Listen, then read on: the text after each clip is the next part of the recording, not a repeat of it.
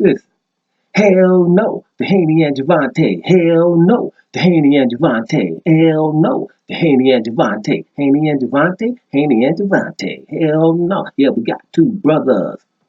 They surrounded by the others. Hell no, the ones that always rank above us. But who the hell they fight? Everybody but us. Hell no, the Haney and Gervonte. You get the point. Doma Sports Talk, worldwide, with some news from the world of boxing. So y'all know what time it is. You ain't in a rush to get concussed. Damn, we're gonna have to do a hell no song damn near every week. We got hell no to Kovalev Canelo. You know what I'm saying? Because you know what I'm talking about. Then we had hell no to Andre Charlo. Now hell no to Haney and your boy Gervonte. Right? I'm here they beefing, on Twitter doing something, talking back and forth. Whatever they beefing. Right? But the fight, bottom line, shouldn't happen now. It should be a mega fight before it happens. You know what I mean? Let them do something first. Bottom line to me is Gervonte Davis stay at 130, oh boy 135 on simple because of this. Lomachenko. Simple as that. Right? You have to get an opportunity to measure yourself against Lomachenko so people can realize what you're doing.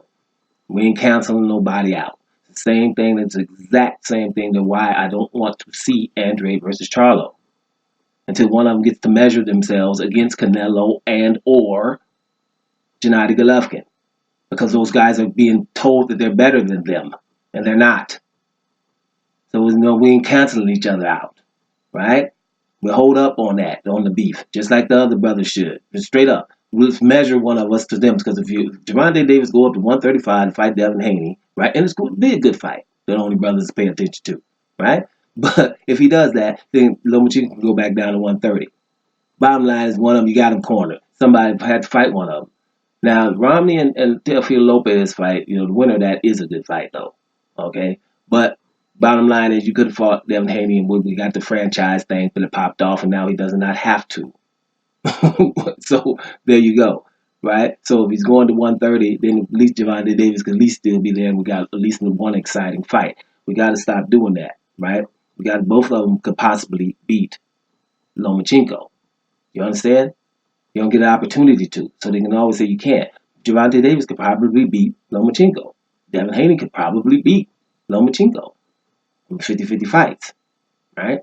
Same thing with, Demetrius Andrade could probably beat Canelo.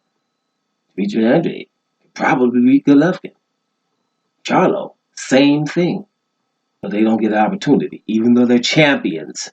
It's not prospects. And, people that we can hypothetically put. No, they're not hypothetically. One of them of which could have been an undisputed fight in the middleweight division.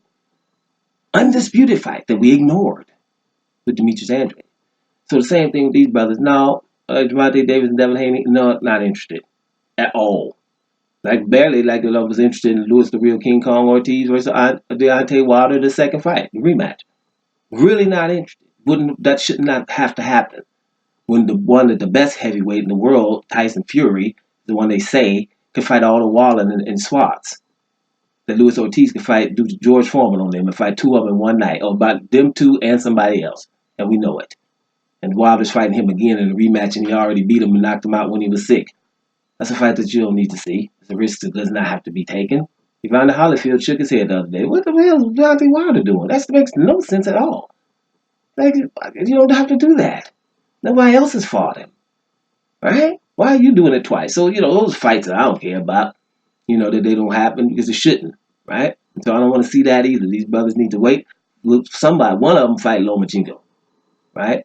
And then we can go from there. Then after that, the one that beat Lomachenko, if he were to do so, he would have enough, exposure there and recognition that, boom, his fight against the other guy would be bigger. Like it should be. With two champions are fighting. Right? But it wouldn't be.